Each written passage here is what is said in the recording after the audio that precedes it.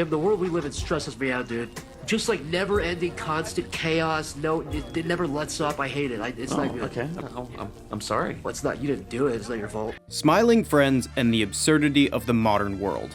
Pretty much everyone is making a Smiling Friends review these days, and for good reason. The series, in less than 2 seasons of roughly 10-minute episodes, has become Adult Swim's new golden boy, and taken the internet entirely by storm. If you're watching this video, you likely know the creators Zach Hadel and Micheal Cusack, and knew that this show was bound to be great, and the hype would be inevitable. I know I did. Smiling Friends revolves around a charity that exists to make people smile.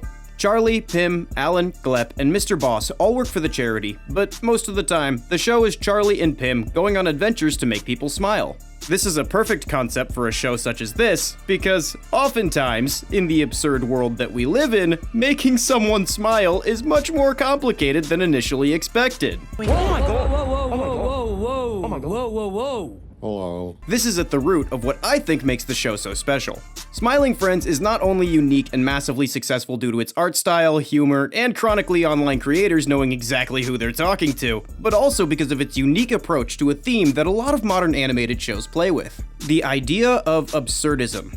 Absurdism has 2 commonly used meanings. Smiling Friends, as well as many other animated shows, deal with both of them in a unique method of storytelling. The first definition is intentionally ridiculous or bizarre behavior or character, and the second is the belief that all human beings exist in a purposeless, chaotic universe. Yeah, real big divide.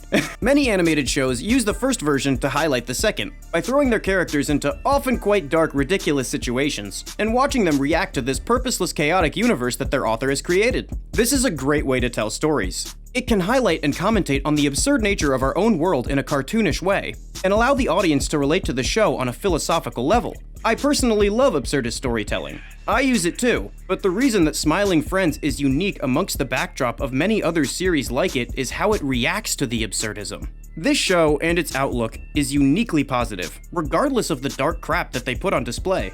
I'm not the first to make this point, but I think it's really important in understanding why it's special.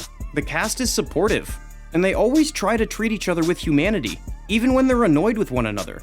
They treat each other like mature adults, and no one is beat down just because it's funny to make them the butt of the joke. There is no Jerry for Rick to humiliate. There is no Meg for Peter to fart in the face of. And God forgive me for spawning the has-been demons, but there is no Adam for Nifty to stab in the back. I'm not knocking these shows. I love them, and I love a made-to-humiliate character as much as the next guy. But by lacking one in the main cast, Smiling Friends cultivates a comforting and friendly environment, regardless of if they're getting abducted by party aliens or seeing a half-man, half-chicken come out of an egg shortly after a brothers brawl. In the face of anything, regardless of any absurd shit that you can throw at them, these feel like genuine friends who want the best for each other. I'm really happy a show like this exists.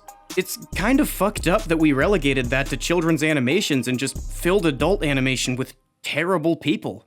In Smiling Friends, no one who we're supposed to empathize with is portrayed as mean-spirited or malicious. They're all just people with weird quirks who sometimes rub each other the wrong way. This isn't only a great style of writing, but it leads to hilarious disputes that sound like real conversations in a way that's currently unrivaled by any other dialogue writer I'm aware of. We don't really hang out one-on-one much, do we?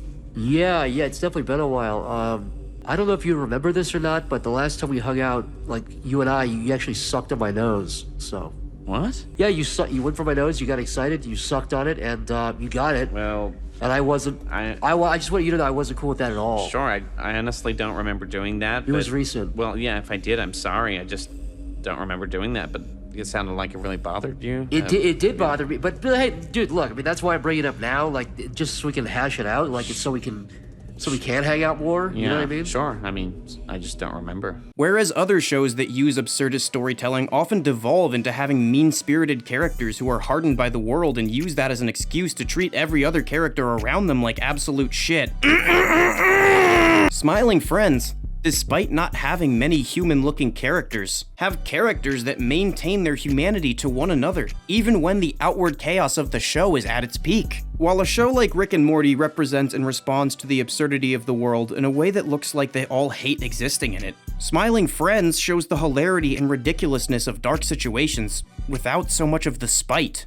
Characters in Rick and Morty are bitter and jaded after facing hardship. But the worst we get from Smiling Friends is... The world we live in stresses me out, dude. Way too many channels have already done a great job comparing Rick and Morty and Smiling Friends, so if you want to see that, go there. But my point is, whereas Rick and Morty is a nihilistic absurdist cartoon, Smiling Friends is an existentialist absurdist cartoon that celebrates all of the weird, dark, and creepy aspects of life rather than condemning them. The themes are incredibly dark, but the people are equally lighthearted. Smiling Friends is an absurdist show created for an absurdist world. But instead of taking the route that many shows do, and saying the world is absurd and I don't want to be in it, Smiling Friends says, "There ain't nobody I'd rather watch the world burn with than you, brother. The world might be full of fucked up shit, but my favorite thing in the world is laughing at fucked up shit with my best friends, so I guess that's okay."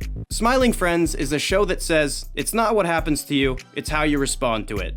Smiling Friends is also a show that says all these Nietzsche humpers are actually pussies who would piss themselves if you pull a gun on them. Anyways, rant over, like, comment, and subscribe, and all that crap. Here's the inner circle. I love them very much, thank you. Also, I make cartoons too. Okay, bye. In the penny markets, the cock gremlin saw a 4% spike in... God damn it, Slump! What's wrong, boss? Everyone knows that the apes are going to shit, and they used an ugly picture of me! How could you let this happen? Not to worry, sir.